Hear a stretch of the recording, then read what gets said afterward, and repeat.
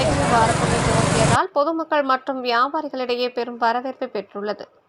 திருவண்ணாமலை மாவட்டம் மங்கலம் அதன் சுற்று வட்டார 20க்கும் மேற்பட்ட கிராமங்களில் இருந்து மங்கலத்திற்கு வந்து அத்தியாவசிய பொருட்கள் வாங்கிச் செல்லும் நிலை இருந்து வந்த நிலையில் மங்கலத்தில் காய்கறி மற்றும் கால்நடை வார சந்தை வேண்டும் என பொதுமக்கள் ஊராட்சி நிர்வாகத்திடம் பலமுறை கோரிக்கை வைத்தனர். கோரிக்கை ஏற்று ஊராட்சி நிர்வாகம் சார்பில் ஊராட்சி மன்ற தலைவர் குணசுந்தரி ஜானகிராமன் தலைமையில் சிறப்பு பூஜைகளுடன் இன்று முதல் கால்நடை மற்றும் காய்கறி வார சந்தை தொடங்கியதை தொடர்ந்து வியாபாரிகள் மற்றும் பொதுமக்களிடையே பெரும் வரவேற்பு பெற்றுள்ளது. இதில் மக்கள் பிரதிநிதிகள், மாவட்ட கவுன்சிலர் சகாதேவன், ஒன்றிய கவுன்சிலர்கள் பிரபாகரன், சிவகாமி, தங்கராஜ், ஊராட்சி மன்ற துணைத் தலைவர் கோவர்த்தினம், முன்னாள் துணைத் தலைவர் மன்னு மற்றும் ஊராட்சி உறுப்பினர்கள், பொதுமக்கள் ஏராளமானோர் சந்தையில் பார்வையிட்டு பொருட்களை வாங்கிச் சென்றனர்.